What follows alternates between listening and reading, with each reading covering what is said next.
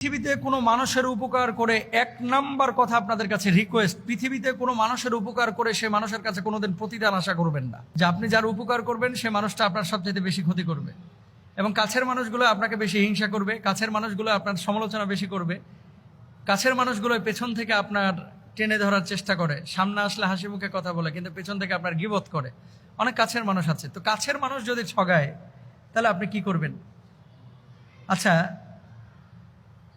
আমরা এই আলোচনা করার আগে জামে তিরমিজির একটি হাদিস এবং সহিহ মুসলিমের হাদিসটি রয়েছে। দেখেন, রাসূল আকরাম সাল্লাল্লাহু আলাইহি ওয়াসাল্লাম সাহাবীদেরকে জিজ্ঞাসা করলেন, তোমরা কি জানো নিঃস্বকে? তারা বললেন, যার অর্থ সম্পদ নেই আমরা তো তাকে নিঃস্ব এবং শূন্য মনে করি। আল্লাহ রাসূল সাল্লাল্লাহু আলাইহি ওয়াসাল্লাম বললেন, আমার উম্মতের মধ্যে নিঃস্ব সেই ব্যক্তি যে কিয়ামতের ময়দানে নামাজ, রোজা, যাকাত সহ নিজে হাজির হবে, কিন্তু সে হয়তো কাউকে গালি দিয়েছে বা কারো উপরে মিথ্যা অপবাদ দিয়েছে, আরোপ করেছে, কারো সম্পদ আত্মসাৎ করেছে বা কাউকে খুন করেছে অথবা কাউকে আঘাত করেছে। ফলে প্রত্যেককে তার হক অনুযায়ী ওই ব্যক্তির নেক আমল থেকে দিয়ে দেওয়া হবে। যদি কারো হক বাকি থেকে যায় আর ওই ব্যক্তির নেক আমল শেষ হয়ে যায়, তাহলে হকদার ব্যক্তির পাপ পাওনা অনুসারে ওই ব্যক্তির ঘাড়ে চাপিয়ে দেওয়া হবে। ফলে সে এই পাপের বোঝা নিয়ে জাহান্নামে যাবে। সহিহ মুসলিমে হাদিসটি রয়েছে, তিরমিজির মধ্যেও এই হাদিসটি রয়েছে। কেন বললাম এই কথাটা? কেন বললাম? দেখেন, পেছনের মানুষ যখন আপনার সমালোচনা করে, গীবত করে বা আপনাকে ঠগায়, আপনি তখন চিন্তা করেন, আহা, এই লোকটারে কাজ শিখাইয়া আমি এরে যোগ্যতা সম্পন্ন করলাম, এ আমার এইভাবে আঘাত করতে পারলো। পৃথিবীতে কোনো মানুষের উপকার করে এক নাম্বার কথা আপনাদের কাছে রিকোয়েস্ট, পৃথিবীতে কোনো মানুষের উপকার করে সে মানুষের কাছে কোনোদিন প্রতিদান আশা করবেন না, নাহলে আপনি ধরা খাবেন। প্রতিদানটা আশা করবেন একমাত্র আল্লাহর কাছে। মানুষ আপনারা কোনো প্রতিদান দিতে পারবে না ভাই। আপনারা যদি 2 টাকা খরচ করে, দেখবেন 2 বছর আপনারা এমন ভাব নেবে যে 200 কোটি মনে হয় আপনার পেছনে খরচ করেছে। সুতরাং প্রতিদান, মানুষের উপকার আমরা করব, কিন্তু প্রতিদান আশা করবো একমাত্র আল্লাহর কাছে। কোনো মানুষের কাছে আমরা প্রতিদান আশা করব না, আল্লাহ সুবহানাহু ওয়া তাআলার কাছে আমরা প্রতিদান আশা করবো, 1 নাম্বার কথা। 2 নাম্বার, কাছের মানুষগুলো যেহেতু বেশি ঠগায়, আল্লাহ রাসূলের যে হাদিসটা শুনলেন তিরমিজির এবং মুসলিমের, কাছের মানুষ একটা মেয়েকে পছন্দ করেছেন বা একটা ছেলেকে পছন্দ করেছেন, পরবর্তীতে বিয়ে শাদী হয়েছে, বিয়ের আগে কত খরচ করেছেন তার পিছনে, বিয়ের পরে এগুলো খোটাখুটি করবেন না। বিয়ের পরে মেয়ের বাপের বাড়ি থেকে কি পাইলেন, ছেলের বাপের বাড়ি থেকে কি পাইলেন, এগুলো নিয়ে খোঁচাখুচি করবেন না। বন্ধুত্ব করবেন, রিলেশনশিপ করবেন, ছেলে ছেলে বন্ধুত্ব হবে, মেয়ে মেয়ে বন্ধুত্ব হবে। কোনো ছেলে মেয়ের বন্ধু হতে পারবে না, মেয়ে ছেলের বন্ধু হতে পারবে না। এই বন্ধুত্বটা হবে নিঃস্বার্থ। ওয়ারাজুলান তাহাব্বা ফিল্লাহি জিতামা আলাইহি ওয়া তাফাররাকা আলাইহি। আমাদের ভালোবাসা, বন্ধুত্ব হবে একমাত্র আল্লাহর জন্য। তো আল্লাহর জন্য কারোর সাথে যদি বন্ধুত্ব করেন, তার কাছে প্রতিদান কেন আশা করেন? এই যে ইউটিউবাররা আপনারা আছেন, বিভিন্ন তারপরে স্কলাররা আছেন, মুসল্লিরা আছেন, অনেক সময় মানুষের উপকার করে চিন্তা করে, ওনাকে যদি 2টা ডাব খাওয়াই, কালকে হয়তো বা আমারে পোলাও কোরমা খাওয়াবে। আবার এরকম চিন্তা করে, স্যারে যদি ঈদে একটু ঘোষ দিয়ে আসি, একটু হাদিয়া তোফা বা বকশিস দিয়ে আসি 20,000 বা 30,000, স্যারের সুনজর আমার উপরে থাকবে।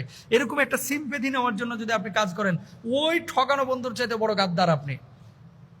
যুদ্ধ ওয়ালা তামনুন ফাইনাল ফাইদাতা আইদাতুন। মানুষের উপকার করবেন একমাত্র কার জন্য?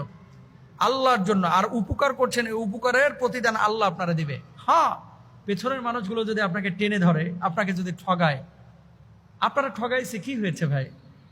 আপনাকে কেউ যদি অন্যায়ভাবে ঠগায়, আপনি মনে করছেন সে জিতে গেছে, আপনি হেরে গেছেন? না, আপনি জিতেছেন, সে হেরেছে। কয়দিনের জিন্দেগি ভাই? কোনো না কোনোভাবে আপনার দিন কিন্তু চলে যাবে, কোনো না কোনোভাবে আপনার দিন চলে যাবে। কিন্তু আপনার যে এই যে দীর্ঘশ্বাস, আপনার যে কষ্টের নিঃশ্বাস, আপনার যে কষ্টটা, এই কষ্টটা সে হয়তো বা বুঝলো না, আল্লাহ কিন্তু বুঝেছেন। আপনি মুখ বুঝেছিলেন। আল্লাহ সুবহানাহু ওয়া তাআলা পৃথিবীর বুকে কোনো মানুষের উপরে জুলুম করেন না। আল্লাহ ছাড় দেন, আল্লাহ ছেড়ে দেন না। যে ঠগিয়েছে, আপনি তার কাছ থেকে দূরে সরে যান। দেখা হলে সালাম দেন, কথা হলে কথা বলেন, হাসি মুখে কথা বলেন। ভেতরে যে জ্বালাটা, আপনারা যে ঠগিয়েছে, আপনার সম্পদ মেরে দিয়েছে, আপনার হক নষ্ট করেছে, আপনার কাছে কাজ শিখে আপনারে আবার বাস দিয়েছে, আপনার ক্ষতি করেছে, আল্লাহর বিচারটা দিয়ে রাখেন। আর পারলে মাফ করে দেন। যদি মাফ করে দেন, আল্লাহ অন্য দিক দিয়ে আপনারা পোষায় দেবে।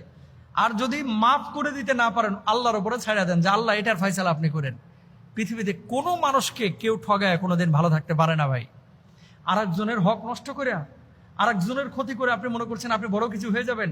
একটা কথা বলি আপনাকে, অসংখ্য মানুষ আপনার আশপাশে পাবেন, দেখবেন ভাইয়ের সম্পদ মারছে, বোনের সম্পদ মারছে, আরেকজনের ইউটিউব চ্যানেল কাটিয়ে নিছে, আরেকজনের ফেসবুক পেজ হ্যাক করে নিয়ে নিছে, আরেকজনের মুখের লুকমা কাটিয়ে নিয়ে নিজে খেয়ে ফেলছে, আরেকজনের কাছে কান পড়া দিয়ে তার চাকরিটা আউট করাইয়া দিছে।